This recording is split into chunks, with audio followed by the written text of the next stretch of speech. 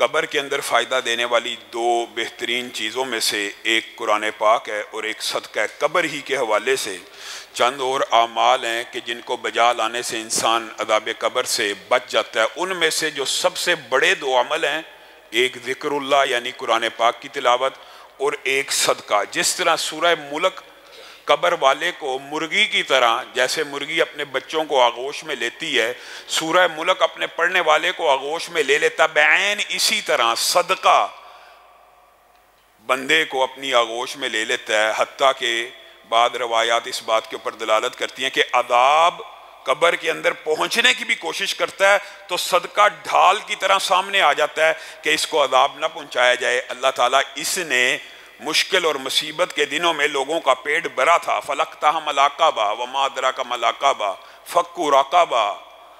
تم نیکی کی گھاٹی کو کیا سمجھتے ہو؟ نیکی کی معراج کو کیا سمجھتے ہو؟ یا نیکی کے عروج کو کیا سمجھتے ہو؟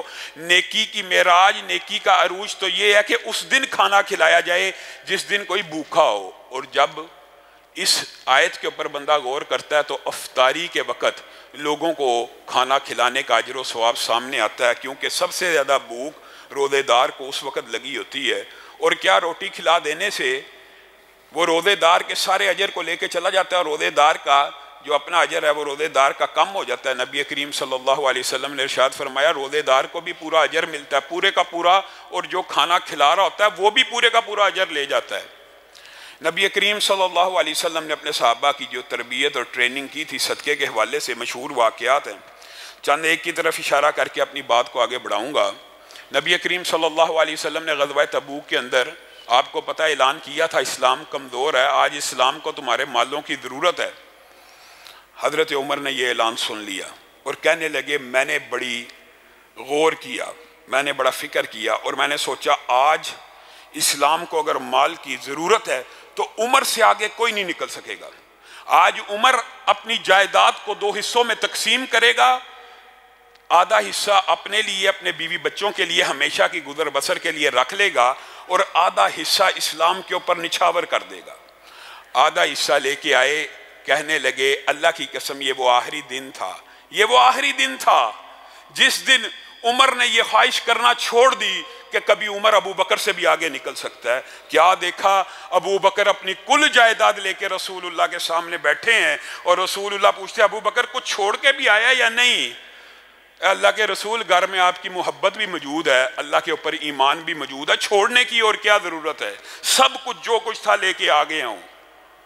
رسول اللہ صلی اللہ علیہ وسلم نے اس غزوے کے اوپر شدت سے اعلان کیا، کہا کون ہے جو 100 اونٹ اللہ کی بارگاہ میں دے گا، میں محمد صلی اللہ علیہ وسلم اس کو جنت کی بشارت دیتا ہوں۔ حضرت عثمان، نیکیوں سے کیسے کوئی بندہ پیچھے رہ جائے؟ عثمان جیسا، عمر جیسا، ابو بکر جیسے، علی جیسے لوگ کیا نیکیوں سے پیچھے رہنے والے ہیں؟ بس اعلان سنا جنت کی بشارت، 100 اونٹ کے اوپر کھڑے ہو گئے، اے اللہ کے رسول جنت کی بشارت ملے گی؟ جی ملے گی، میں عثمان 100 اونٹ دیتا ہوں۔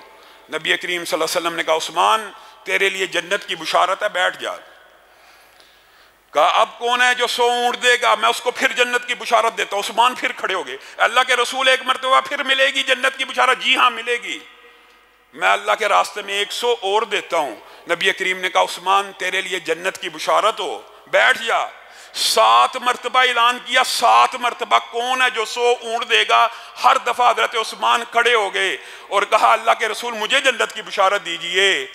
7ویں دفعہ رسول اللہ صلی اللہ علیہ وسلم کہنے لگے کت یا عثمان، بس کر ہے عثمان، بس کر ہے عثمان۔ اور 1000 درہم حضرت عثمان نے جب مزید دیے، رسول اللہ صلی اللہ علیہ وسلم ان درہموں کو دیکھ رہے ہیں اور ہاتھوں سے ٹٹول رہے ہیں اور کہہ رہے ہیں ما ذر عثمان، اور بعض روایات میں ما ذر بن عفان ما عمل بعد اليوم، آج کے بعد عثمان تو نیکی کا کوئی عمل نہ بھی کرے جنت الفردوس میں داخل ہو جائے گا۔